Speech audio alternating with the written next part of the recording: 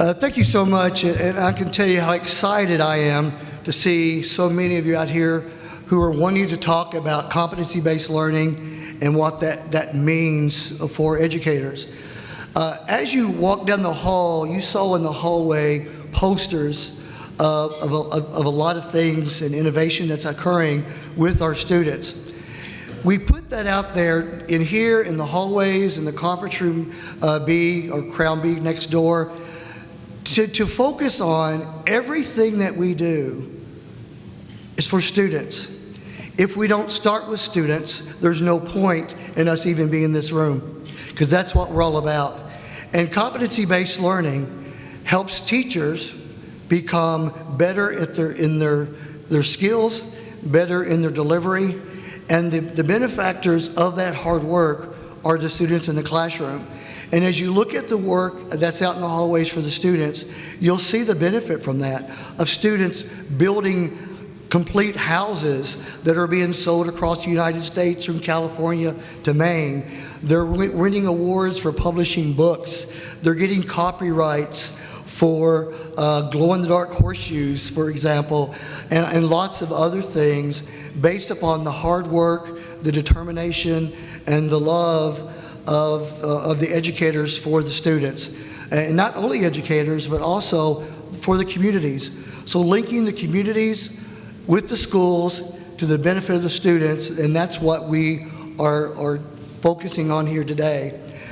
A couple of things I want to share with you because of weather, and there have been some flight cancellations, etc., so that we've had to do some changes in the schedule. So in your schedule, you will see that Michelle Mills from the Department of Tennessee was going to be speaking this morning to talk about the work of their 3-year pilot and what they've learned from that work. She called me last night in a panic, said, "Don't panic, everything's great, we move on." So that session's going to be replaced with Jennifer Carroll, who's at the table, and I'll introduce her in just a moment, talking about the research that she has done with micro-credentialing and the impact it's had on student success in the room. And might I add, she just received her doctorate for that work, so congratulations, Jennifer. So those changes have occurred. Now, Michelle will be here tomorrow, and we are adding her to a panel so that she will be able to talk still about the work that's happening in Tennessee. I also want to say thank you to everyone that's helped us organize this event. So would all the KVEC staff who are helping to facilitate, organize, etc., would you please stand up?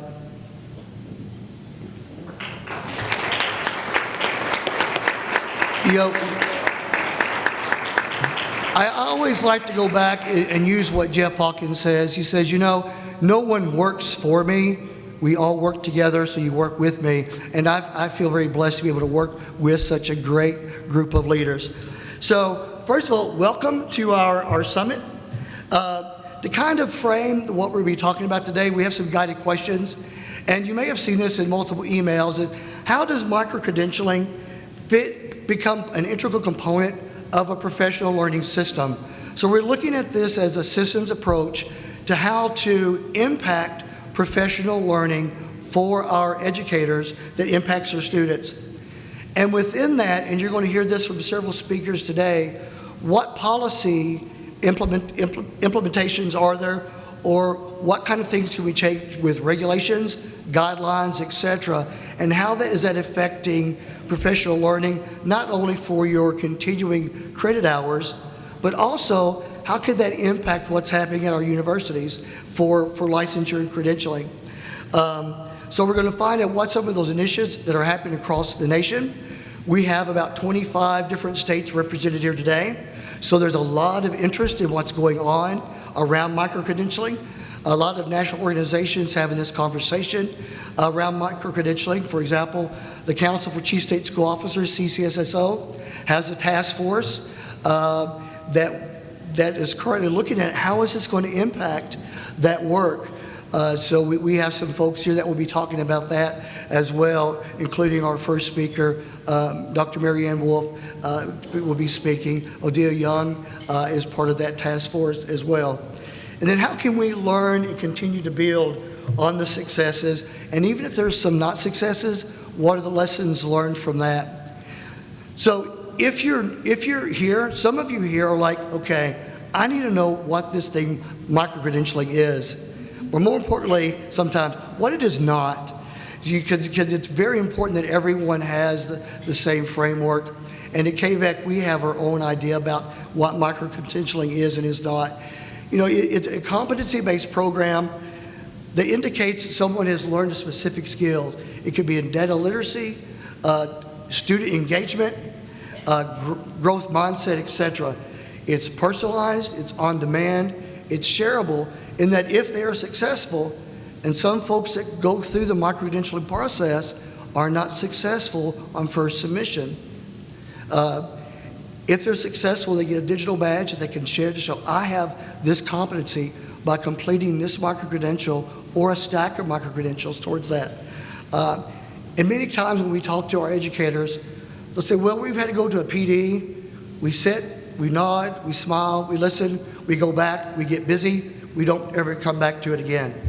With micro-credentialing and the work of the PD or the professional learning there, your teaching is the PD. And I find that to be a very exciting and a very useful time for an educator at the administration level all the way down to educator. And then they're able to apply this learning, collect evidence to show this is the impact that my learning is having, how it's changing my teaching behavior, and what's the impact on my students. So that is kind of how we frame our work around micro-credentialing. This particular slide is up here just to show you that micro-credentialing is part of a network or a group of professional learning opportunities. Micro-credentialing is not the end-all. At a summit I had been with at NASDAQ recently, the National Association of State Directors of Teacher Education and Certification, NASDAQ, someone said, we really hate to throw the baby out with the bathwater, you know, because a lot of the stuff that we're doing at higher ed, et cetera, is really good, and I agree with that. However, my only thought about that is, but you have to change that water and take the baby out.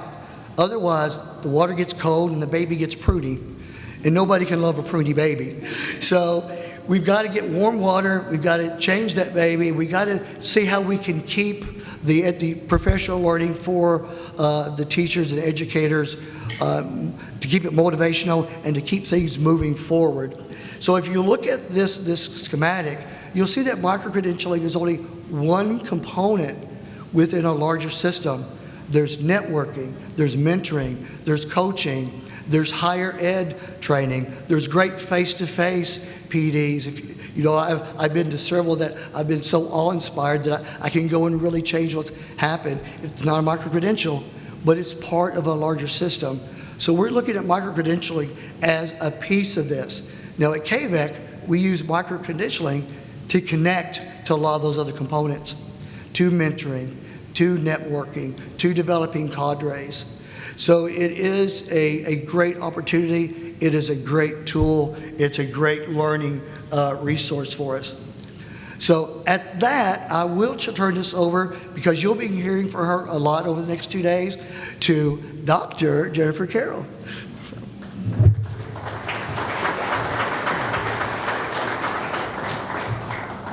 So first of all, good morning. And also, as I was looking around the room and I was looking at each table, I was kind of like, oh my gosh, I think I know somebody from just about every table.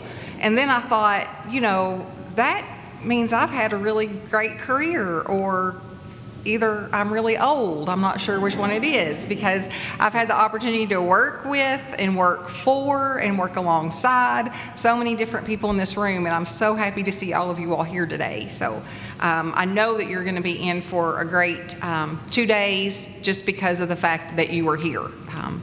We're really going to have some fun, and we're going to network and learn from each other. So just logistically, really simple the way today is going. You know where the registration desk is out front. You checked in there and got your name tag and your program book and your beautiful Padfolio. Yes, I have an addiction to school supplies, so that Padfolio is beautiful. So you picked up your materials there. There will always be somebody around the registration desk if you need something and you can't find a KVEC person. There'll be folks there to help you. We are in these two ballrooms. So this is ballroom A, or Crown A. Next door is a little bit smaller room, and it is Crown B. So all sessions are going to be right there in that area.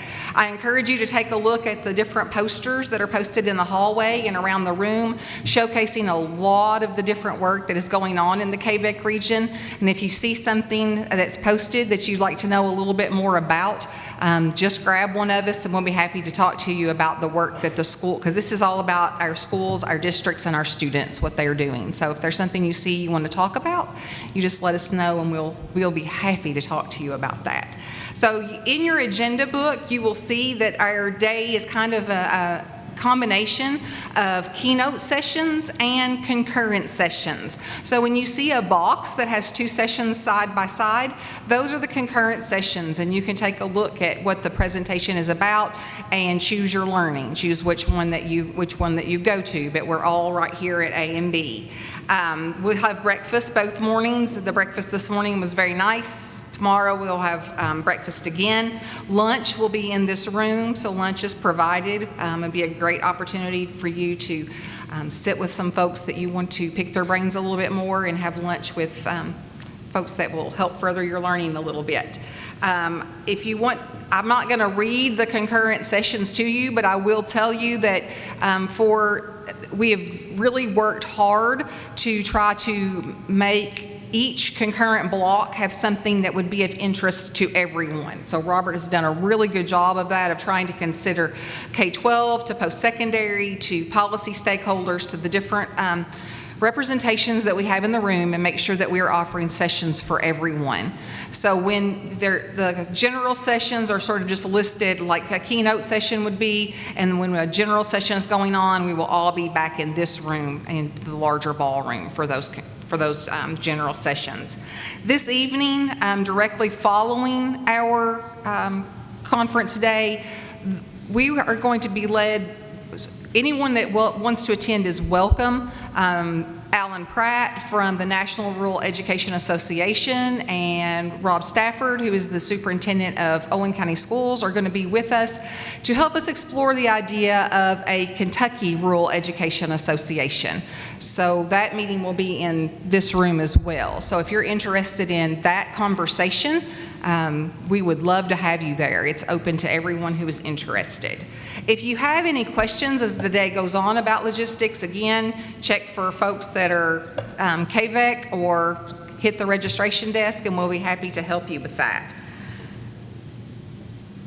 I know that you're going to do a whole lot of informal networking as a part of this conference, because that's what educators do. They want to learn all the time, constantly asking questions and trying to dig down deeper and get into the deeper learning that's going on. So we have structured a time for you to engage in some more formal networking and conversations. We have been trained at KVEC in the as national trainers in the EdCamp model, so we kind of love to use that model as we bring groups like you all together. So throughout the day, as you're thinking about topics that you're hearing about, as you're hearing from people that you're interested in talking more about, if there are questions that you have about something that someone is talking about, or questions that you're struggling with just in your everyday work around competency-based professional learning or micro-credentialing, there are Post-it notes in your table boxes. So all the tables that are numbered all have table boxes on them, and there are Post-it notes in there. Jot those down, and there are EdCamp posters around the room. There's some here, there's some in the other room. I think there's one out in the hallway. Just leave that on the EdCamp poster, and prior to the EdCamp session, we will gather those up and we will kind of group them by like topics or like people that people want to talk to, and then we will share with you later on this afternoon when we start our EdCamp. At table 1, people who had questions about assessing micro-credentials are going to be there. At table number 3, people who wanted to talk more to Odelia are going to be there, because we know people want to talk to Odelia after they hear from her. So as you think about those things, jot those down on a Post-it note, put them up on the Ed Camp poster. We will organize them, and then we will have them in a sort of schedule where you will have about a 45-minute block to talk to a couple of different folks. We'll structure it around 15-minute conversations, and just a time for you to really go deeper and to ask those questions that as you're pondering on those today, those wonderings and those musings, that we can really take advantage of the power of networks today. So that's the Ed Camp. If you have any questions about that, just let me know. But please use those Post-it notes. Capture those ideas, because if you're having the same question or you're struggling with the same thing, there's probably folks in here that are doing the same thing.